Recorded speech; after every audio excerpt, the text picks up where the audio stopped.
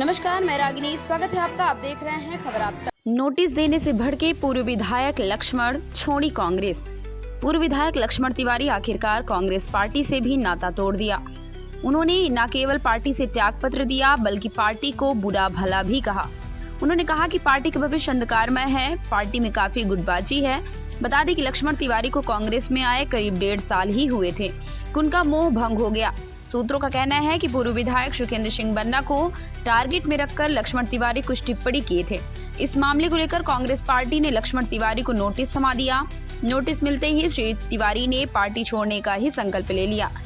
बताते चले कि पूर्व विधायक सुखेंद्र सिंह बन्ना का मऊगंज क्षेत्र में मजबूत जनाधार है, इसलिए उनके खिलाफ की गई टिप्पणी को गंभीरता से लिया गया है और लक्ष्मण तिवारी को नोटिस थमा दी। दरअसल मऊगंज में आयोजित एक कार्यक्रम में पूर्व विधायक बन्ना को निशाना बनाना उन्हें भारी पड़ गया। जिला अध्यक्ष ने नोटिस थमा दी। इसी से पूर्व विधायक इतने नाराज हुए कि पार्टी से ही इस्तीफा दे दिया। इस्तीफा देने के दौरान उन्हें पार्टी और नेताओं की बखियां उधेड़ कर रख दी। इस दौरान उन्होंने भाजपा के पक्ष में बात भी कही। उन्होंने कहा कि कांग्रेस कभी उठेगी नहीं और भाजपा का डाउनफॉल भी नहीं है। उन्होंने कहा कि कांग्रेस जैसी अनुशासनहीनता कहीं भी नहीं है। इस प्रदेश में कांग्रेस पार्टी का अध्यक्ष उछल कूद कर जो भी कार्यक्रम कर रहे हैं उसमें कोई गंभीरता ही नहीं है। विंध्य रीजन में जो गुटबाजी चल रही है वह स्वभाव पर है, इसलिए इस पार्टी का कोई भी भविष्य नहीं है।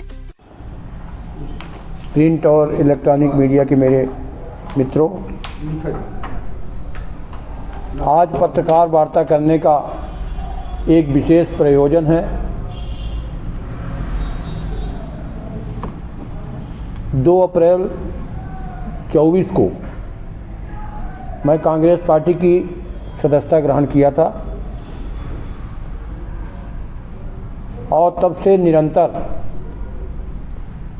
जो भी मेरी हैसियत रही है कांग्रेस पार्टी के लिए और पीटर हट के भी न्यायप्रिय बातों के लिए हमने सदैव समय समय पर, चाहे प्रेस के माध्यम से हो, चाहे आंदोलनों के माध्यम से हो, चाहे कार्यक्रमों के माध्यम से हो, आपसे भी मिलते रहे हैं।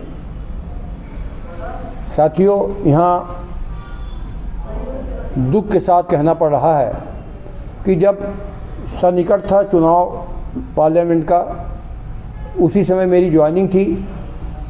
मऊगंज विधानसभा क्षेत्र में अगर हम कहें कि एक पोलिंग को छोड़कर संपूर्ण पोलिंगों पर ना तो कोई एजेंट बनाए गए, ना किसी तरह से कोई उसमें गुणवत्तापूर्ण कार्य किए गए। यहाँ तक कि कांग्रेस पार्टी की अधिकृत प्रत्याशी माननीय नीलम मिश्रा, पूर्व विधायक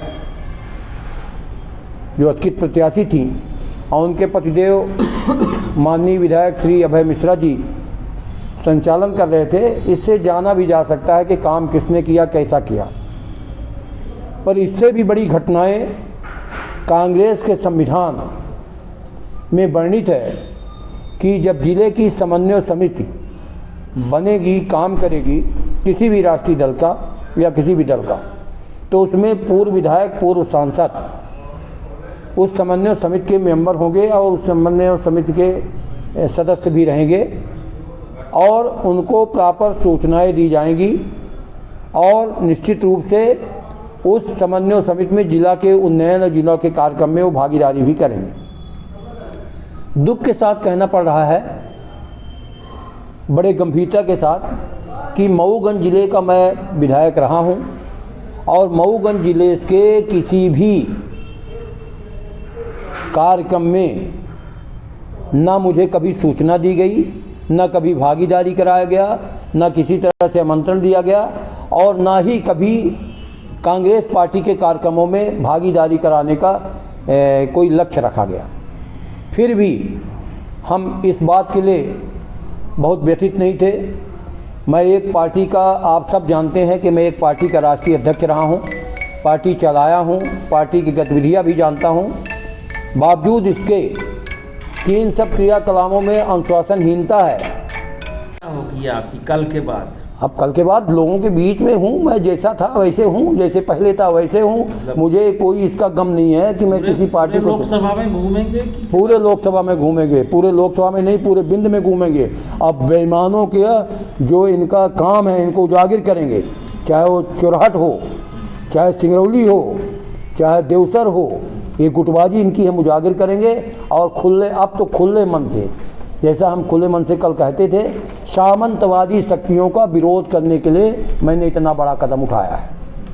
सामंतवादी शक्तियाँ, पहले सामंतवाद यहाँ किसी अवहिया से चलता था, अब सामंतवाद यहाँ चोरहट से चल रहा है, सामंतवाद यहाँ आके घूम रहे हैं, सामंतवाद मऊगन से चल रहा है। सामंतवाद शक्तियाँ चाहे जो भी हों, जिसी वर्ग की हों, किसी वर्ग की हों, सामंतवादी शक्तियों का विरोध करूँगा और करता भी आया हूँ, आगे भी करने का मेरा मन है। इसीलिए मुझे ये अड़चन आ रहा था और इस अड़चन को दूर करके मैंने त्यागपत्र दे दिया, अलविदा कर दिया हूँ। मैं किसी पार्टी में भी नहीं हूँ और न किसी पार्टी में, क्योंकि मैं अपने मन की बात, दिल की बात, लोगों की आत्मा को छूने वाली बात मैं कल से प्रारंभ करूँगा।